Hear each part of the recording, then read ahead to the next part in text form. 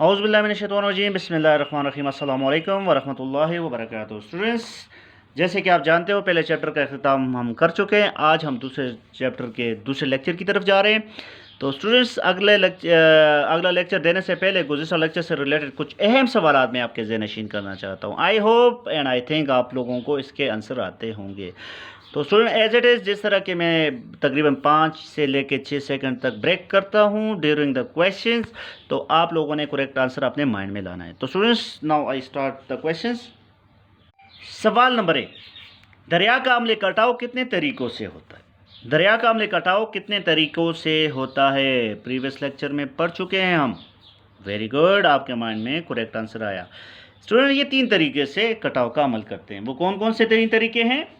शाबाश, अम्ल कटाव, अम्ल मुंतकिली और अम्ल तहनशीनी। ठीक है, हमारा लॉन्ग क्वेश्चन का हिस्सा आता पहला लेक्चर। ठीक है, तो सवाल नंबर 2, स्टूडेंट्स, वो जगह जहाँ से दरिया निकलता है वो जगह को क्या कहते हैं? वो जगह क्या कहलाती है जहाँ से दरिया निकलता है, उसको हम क्या कहते हैं? वेरी गुड, आपके माइंड में करेक्ट आंसर आया। इसको मनबा कहते हैं, यानी सोर्स कहते हैं। मनबा या सोर्स कहते हैं। इसके बाद सवाल नंबर 3 है, ज़मीन पर तब्दीली लाने वाला सबसे बड़ा अमल कौन सा है? यानी वो कौन सा अमल है जिससे ज़मीन पे बहुत ज़्यादा तब्दीलियाँ रूनुमा होती है? वेरी गुड, आपके माइंड में भी वंस अगेन करेक्ट आंसर आया। इसका है दरिया, यानी कि रिवर। रिवर ज़मीन पर तब्दीली लाने वाला सबसे ताकतवर आमिल है। ठीक है, ज़मीन पर तब्दीली लाने वाला सबसे बड़ा और ताकतवर आमिल कौन सा है? दरिया है। सवाल नंबर 4, दरिया का सफ़र कहाँ से शुरू होता है? ये कहाँ से शुरुआत होती है इसकी? वेरी गुड, आपके माइंड में वंस अगेन करेक्ट आंसर आया। इसको हम ग्लेशियर्स कहते हैं। क्या कहते हैं? ग्लेशियर, यानी ग्लेशियर से दरियाओं की इब्तिदा होती है। बाज़ औक़ात तो समंदरों से भी होती है ना, यानी ग्लेशियर से हटकर समंदरों से भी होती है। ठीक है, वेरी गुड। आज के लेक्चर की तरफ जा रहे हैं स्टूडेंट्स, तो आप लोग पेंसिल अपने हाथ में रखें ताकि जो भी मुश्किल टर्मिनोलॉजी आए तो उसको आप अंडरलाइन करें या कमेंट्स में मुझसे पूछ सकते हैं। तो आज के लेक्चर की तरफ जा रहे हैं जी। आज का दूसरा लेक्चर है दरिया के अमल से बनने वाले ज़मीनी नकूश। ज़मीन में कौन कौन से नक्शे बनाता है दरिया? ठीक है, ये हमारा लॉन्ग क्वेश्चन है कि दरिया के अमल से बनने वाले ज़मीनी नकूश। ठीक है, तो ये चीज़ आपने माइंड में रखे कि दरिया कौन कौन से मराइल से होकर गुजरता है और कौन कौन से ज़मीनी नकूश बनाता है। तो मैंने यहाँ पे लिखा है, दरिया अपने मनबा से लेकर, यानी जहाँ से सोर्स, जहाँ से शुरू होता है दरिया, अपने मनबा से लेकर दहाने तक, यानी जिसको हम कैचमेंट एरिया कहते हैं, यानी कि दहाने तक कटाव, मुंतकिली और तहनशीनी के ज़रिए मुख्तलिफ़ ज़मीनी नकूश बनाता है, जिसमें दरियाई बहाव के मुकम्मल रास्ते को 3 मराहिल में हम तकसीम करते हैं। कितने मराहिल में तकसीम करते हैं? 3 अहम मराहिल में। ये हमारा short question number 3 I think, सवाल शॉर्ट क्वेश्चन नंबर 3। इसमें यह है कि दरिया के मुख्तलिफ मराहिल कौन कौन से हैं? दरिया के मुख्तलिफ मराहिल दर्ज झेल है, जिसको हम कहते हैं बालाई या पहाड़ी मरहला, वस्ती या मैदानी मरहला, और तीसरा है ज़ीरी या डेल्टाई मरहला। अब 1 बाय 1 हम इसको एक्सप्लेन करने जा रहे हैं। बालाई मरहला कहाँ से शुरू होता है? तो जैसे कि नाम से आपको पता चल रहा है कि पहाड़ों से, यानी कि ये पहाड़ों से निकल के आता है, तो लाजमी बात है जो सतह समंदर से काफ़ी ज़्यादा बुलंद होता है। बालाई यानी ऊपर वाला, ज़ीरी नीचे वाले को कहते हैं। स्टूडेंट्स, बालाई या पहाड़ी मरहले की बात करें तो दरिया मनबे से लेकर मैदानी इलाकों में दाखिल होते हैं, यानी कि मैदानी क्या करते हैं? मैदानी इलाकों में दाखिल होते हैं होने तक के रास्ते को बालाई या पहाड़ी मरहला कहते हैं। वंस अगेन, बालाई मरहला किसे कहते हैं? पहाड़ों का बालाई मरहला। हम कह सकते हैं कि दरिया के मनबे से लेकर मैदानी इलाकों में दाखिल होने तक के रास्ते को बालाई या पहाड़ी मरहला कहते हैं। तो इस मरहले में क्या कुछ होता है? तो यहाँ पे मैंने बहुत ही अहम पॉइंट्स लिखे हैं कि बालाई मरहले की बात करें तो स्टूडेंट्स, इस मरहले में अम्ल कटाव ज़्यादा होता है। क्यों? क्योंकि ये बहुत टॉप से आता है और काफ़ी तेज़ी के साथ आता है। ठीक है, पॉइंट नंबर 3 में मैंने लिखा है कि बालाई मरहले में कटाव उफ़क़ी और उमूदी समतों में होता है, या तो वो यानी किनारों की सतह पर या नीचे की सतह पर, यानी कि उफ़क़ी और उमूदी दोनों समतों में कटाव करता रहता है। लेकिन अमूदी कटाव का अमल ज़्यादा और तेज़ होता है, यानी कि जो नीचे को कटाव होता है काफ़ी ज़्यादा तेज़ी के साथ होता है, क्योंकि दरिया का हुजूम प्रेशर काफ़ी ज़्यादा होता है। तो स्टूडेंट्स, इसके साथ आगे पॉइंट पे जाए। अच्छा जी, इस मरहले के दौरान दरिया मंदरजे ज़मीनी नकूश बनाता है। अब वो कौन कौन से ज़मीनी नकूश है जिसको हम कहते हैं घाटी या काई, वी शक्ल की वादियाँ, आबशार। ये 3 नकूश हम कहाँ पे हमें नज़र आते हैं? बालाई या पहाड़ी मरहले में। घाटी या काई होता क्या है? तो स्टूडेंट्स, दरिया के अमूदी कटाव यानी कि दरिया के नीचे यानी ज़मीन के नीचे की तरफ कटाव को अमूदी कटाव कहते हैं। यानी दरिया के अमूदी कटाव की वजह से एक गहरी और तंग वादी वजूद में आती है जिसे घाटी या काई कहते हैं। क्या कहते हैं? घाटी या काई। ये किससे वजूद में आती है? अमूदी कटाव की वजह से ये तंग वादी वजूद में आ जाती है। तंग गहरी वादी वजूद में आ जाती है, ठीक है, जिसको हम घाटी या काई कहते हैं। दरिया के अमूदी कटाव की वजह से एक गहरी और तंग वादी वजूद में आती है जिसे घाटी या काई कहते हैं। तो स्टूडेंट्स, पाकिस्तान का सबसे बड़ा घाटी कौन सी है? ये भी हमारा MCQ का हिस्सा होगा कि घाटी की बात करें तो दरियाए सिंध ने अपने बालाई मरहले में गहरी घाटियाँ बनाई हैं। घाटी की सबसे बेहतरीन मिसाल दासू पटन में, यानी दासू पटन पाकिस्तान के शुमाली इलाका जात में एक जगह है जिसको हम दासू पटन कहते हैं। तो दासू पटन में बहुत बड़ी घाटी बनाई है और ये दुनिया की सबसे बड़ी घाटी तस्वर की जाती है। ये घाटी दरियाए सिंध ने खैबर पख्तूनख्वा के ज़िला कोहिस्तान में बनाई है, यानी ज़िला कोहिस्तान, खैबर पख्तूनख्वा के इलाके ज़िला कौन से? कोहिस्तान में बनाई है। तो इसके साथ साथ वी शक्ल की वादियाँ भी बनाती हैं। तो वी शक्ल की वादियाँ होती कैसी हैं? ये वादियाँ तब बनती हैं जब अमूदी और उफ़क़ी कटाव दोनों एक साथ हो रहे हों, तो उसको हम क्या कहते हैं? वी शक्ल की वादियाँ, वी शेप की वादियाँ बन जाती हैं, यानी कि ऊपर से भी और नीचे से भी कटाव का अमल मुसलसल होता रहता हो।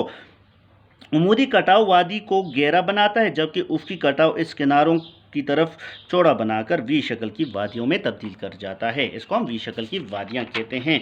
तो स्टूडेंट्स, इसके पिक्चर्स भी मैं आपको बताऊंगा। आबशार यानी कि हम कहते हैं कि जब शुमाली मरहले में दरिया हो के गुजरते हैं तो सख्त चट्टानें अपनी जगह पर कायम रहती हैं और नरम चट्टानों को ये अपने साथ यानी दरिया अपने साथ बहा ले जाती है। तो इस असना में क्या वजूद में आ जाता है? आबशार वजूद में आ जाता है। तो स्टूडेंट, जब पानी काफ़ी बुलंदी से नीचे को गिरता है इसे आबशार कहते हैं, यानी पानी के बुलंदी से गिरने को आबशार कहते हैं। आबशार कैसे वजूद में आता है? ये दरियाई फर्श में मौजूद नरम और सख्त चट्टानों की वजह से बनती है, यानी नरम चट्टानें दरिया अपने साथ बहा ले जाती है, सख्त चट्टानें अपनी जगह पर कड़ी रह जाती है। तो इस वजह से क्या हो जाता है? इस वजह से आबशार वजूद में आना शुरू हो जाता है।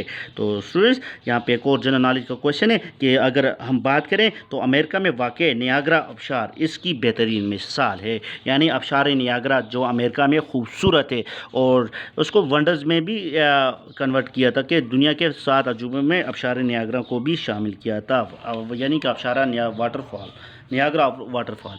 तो स्टूडेंट, इसके बाद दूसरा पॉइंट आता है वस्ती या मैदानी मरहला। इस मरहले में क्या होता है स्टूडेंट्स? वस्ती या मैदानी मरहले की बात करें तो जब दरिया पहाड़ों से निकलकर मैदानों में दाखिल होता है तो इसकी रफ्तार में कमी वाक़ई हो जाती है। लाज़मी बात है, ढलवानी सतह पर पानी का बहाव भी ज़्यादा होगा। जब ये मैदानों में दाखिल हो जाते तो इसका रफ्तार क्या हो जाता है? वेरी गुड, सुस्त हो जाता है, यानी कि ये इसका रफ्तार बहुत कम हो जाता है। तो ये कौन सा मरहला है? ये मैदानी मरहला, यानी कि पानी फैल जाता है, वसी हो जाता है। पॉइंट नंबर 2 में मैंने लिखा है वसी मरहले में दरिया तहनशीनी का अमल भी करता है, यानी कि अपने मवाद को जमा करने की सलाहियत भी रखता है। यानी कि दरिया यहाँ पर क्या करता है? मुसलसल मवाद को, यानी इसमें बजरी, रेत, पत्थर, सारी चीज़ों को एक साथ जमा करता रहता है।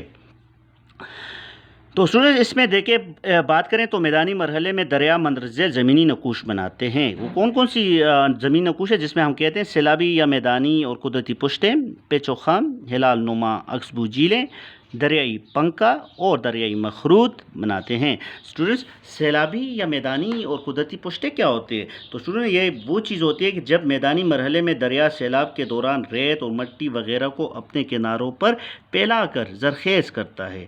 हर सैलाब के दौरान एक नई तह ज़ख़ीरा होती रहती है और आहिस्ता आहिस्ता एक सैलाबी मैदान वजूद में आता है। इस अमल के साथ साथ कुछ मवाद दरिया के किनारों पर जमा होता रहता है और वक़्त के साथ साथ इनकी ऊंचाई में खातिर ख्वाह इजाफा भी होता रहता है। इसको हम कुदरती पुश्ते कहते हैं और ये कुदरती पुश्ते वजूद में आना शुरू होता है।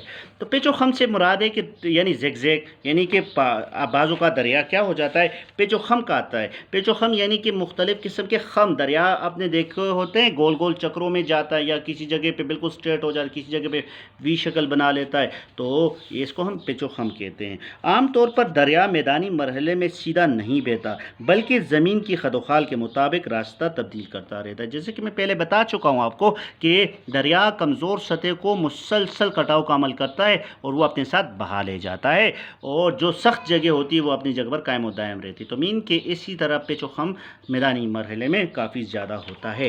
اس کے بعد ہلال نما یا عقب جھیلوں کی بات کریں تو اسٹوڈنٹ بعض اوقات آپ نے ہلال یعنی کہ یہ جھیلیں اس وقت بنتی ہیں جب دریا کے دو خم گولائیوں کی شکل میں یعنی گولائیاں اختیار کر کے آپس میں ملتے ہیں. ایسی صورت میں پانی موڑ کے بجائے سیدھا راستہ اختیار کر لیتا ہے اور دریا کا خم ایک ہلال نما بیل کے کرپے جیسی جھیل کی شکل میں الگ رہ جاتی ہے. اس کو عقب جھیلیں بھی کہتے ہیں. اس کا آخری مرحلہ ہوتا ہے جس کو ہم کہتے ہیں دریا کا پنکھا. دریائی پنکھے کیا بنتے ہیں؟ یہ بھی میدانوں میں کافی زیادہ بنتے ہیں. تو اسٹوڈنٹس جیسے کہ ہم جانتے ہیں کہ جب دریا پہاڑوں سے میدانوں میں داخل ہوتے ہیں تو اس کا رفتار سست ہو جاتا ہے. یہ میں آپ کو پہلے بتا چکا ہوں، ٹھیک ہے، جس کی وجہ سے اس کا مواد لے جانے کی صلاحیت کم ہو جاتی ہے. نتیجتاً اپنا مواد پہاڑ کے دامن میں ذخیرہ کر دیتے ہیں جس سے دریائی مخلوط وجود میں آ جاتے ہیں. تو اسٹوڈنٹ دریا کا پانی اپنے مخلوط کو پنکھے کے پروں جیسے یعنی کہ پنکھے کے پر جس طرح ہوتے ہیں نا، تو پنکھے کے پروں کی طرح یعنی پنکھے کی پروں کی طرح کیا کرتے ہیں، جیسے چھوٹے چھوٹے ٹکڑوں میں تقسیم کرتا ہے جسے دریائی پنکھے کہتے ہیں. تو اسٹوڈنٹ اس کے بعد دریا کا آخری مرحلہ آتا ہے جس کو ہم زیریں یا ڈیلٹائی مرحلہ کہتے ہیں. یہ آخری مرحلہ ہوتا ہے، یہاں پہ دریا سمندر میں جا کے گر کے ختم ہو جاتا ہے یا بڑا ڈیلٹا بنا کے وہاں پر ہی ختم ہو جاتا ہے. تو اسٹوڈنٹس یہ دریا کا سب سے آخری مرحلہ ہے. زیریں مرحلے میں دریا کا سارا عمل طے نشینی کی صورت میں ہوتا ہے. زیریں مرحلے میں دریا کیا بناتا ہے؟ ڈیلٹا. تو اسٹوڈنٹ یہ ڈیلٹا ہوتا کیا ہے؟ ڈیلٹے کی بات کریں تو جب دریا کسی جھیل یا سمندر میں داخل ہوتا ہے تو اس کا سفر ختم ہو جاتا ہے. تو اس مقام پر دریا کا وزن صرف چھوٹے ذرات پر مشتمل ہوتا ہے، ٹھیک ہے، چھوٹے چھوٹے ذرات پر مشتمل. دریا اس مواد کو اپنے دہانے پر ذخیرہ کر جاتے ہیں، یعنی کہ دریا کا آخری دہانہ یعنی کنارے پر کیا کر جاتے ہیں؟ ذخیرہ کرنا شروع کر جاتے ہیں، اور یہ ایک تکون نما زمینی شکل بن جاتا ہے جس کو ہم ڈیلٹا کہتے ہیں، یعنی کہ 3 کونوں والی شکل. اس کو ہم کہتے ہیں ڈیلٹا. تو دریا ایک ڈیلٹا بناتے ہیں اور ڈیلٹائی علاقے کافی زیادہ زرخیز ہوتے ہیں. اگر ہم دریائے سندھ کے ڈیلٹا کی بات کریں تو دریائے سندھ بحیرہ عرب میں گرنے سے پہلے ایک بہت بڑا ڈیلٹا بناتا ہے، ٹھیک ہے، جس کو ہم دریائے سندھ کا ڈیلٹا بھی کہتے ہیں. تو اسٹوڈنٹس اس ٹائپ کی کافی زیادہ ڈیلٹا بنا دیتے ہیں دریائے سندھ. دریائے سندھ کی اگر ہم لمبائی کی بات کریں یعنی کہ اگر ہم ایز آن دا ہول بات کریں شمال سے لے کے جنوب تک تقریباً 2900 کلومیٹر پہ محیط ہے دریائے سندھ. 2900 کلومیٹر پہ یہ محیط ہے. تو یہاں پر آ کے دریا کا سفر بالکل یعنی کہ اس کی رفتار کافی زیادہ سلو ہو جاتی ہے. تو اس اسنا میں کیا بنتا ہے؟ ڈیلٹا. ڈیلٹائی علاقے کافی زیادہ زرخیز بھی ہوتے ہیں اور دلدلی بھی ہوتی ہیں اور بعض اوقات کافی زیادہ زرخیز بھی ہوتے ہیں. تو اسٹوڈنٹس اگر ہم بات کریں ڈیلٹا یونانی زبان کا لفظ ہے، ٹھیک ہے، حروف سے بنتا ہے، اور دریائے سندھ نے بحیرہ عرب میں داخل ہونے کے مقام پر تقریباً 16,03,000 کے قریب مربع کلومیٹر پر وسیع ڈیلٹا بنایا ہے جسے دنیا کا سب سے بڑا ڈیلٹا بھی تصور کیا جاتا ہے. تو اسٹوڈنٹ یہ تو آج کا ہمارا شارٹ لیکچر تھا. I hope and I think آپ کو اچھے سے سمجھ آئی ہوگی. تو اس کے مین پوائنٹس اور اس میں جو لانگ کویشچن آ رہے ہیں تو وہ میں آپ کو شارٹ کویشچن یا لانگ کویشچن یا MCQs آ رہے ہیں تو وہ میں آپ کو ریپیٹ کرتا ہوں. یعنی کہ ہم کہیں گے کہ دریا کے مراحل کتنے ہیں، ڈیلٹاز کسے کہتے ہیں، ڈیلٹا پاکستان کا سب سے بڑا ڈیلٹا کدھر ہے. تو اس ٹائپ کے کویشچن اس لیکچر میں بن سکتے ہیں.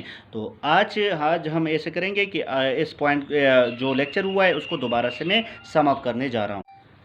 دریا کے عمل سے بننے والے زمینی نقوش. دریا اپنے منبع سے لے کے دہانے تک کٹاؤ، منتقلی اور طے نشینی کے ذریعے مختلف زمینی نقوش بناتا ہے. دریائی بہاؤ کے مکمل راستے کو 3 مراحل میں تقسیم کیا جا سکتا ہے. ایک کو بالائی یا پہاڑی مرحلہ، وسطی یا میدانی مرحلہ، زیریں یا ڈیلٹائی مرحلہ کہتے ہیں. پہلے اگر آتے ہیں بات بالائی یا میدانی یا پہاڑی مرحلے کی بات کریں تو دریا کے منبع سے لے کر میدانی علاقوں میں داخل ہونے تک کے راستے کو بالائی یا پہاڑی مرحلہ کہتے ہیں. اس مرحلے میں عمل کٹاؤ زیادہ ہوتا ہے. بالائی مرحلے میں کٹاؤ افقی اور عمودی سمتوں میں ہوتا ہے، لیکن عمودی کٹاؤ کا عمل زیادہ اور تیز ہوتا ہے.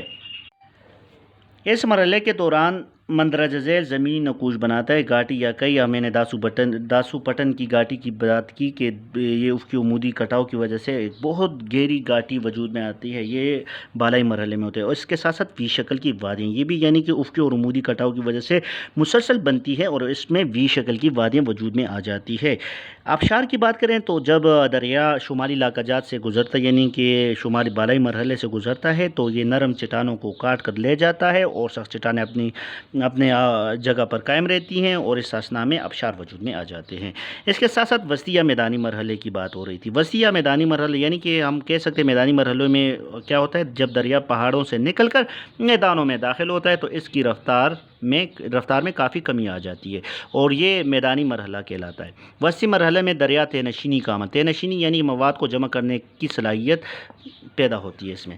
اس کے ساتھ ساتھ میدانی مرحلے میں دریا مندرجہ ذیل زمین نقوش سیلابی یا قدرتی پشتے بناتا ہے. پچ و خم اور دریائی پنکھے ہلال نما اور عکسبوز جھیلیں جس طرح بناتے ہیں.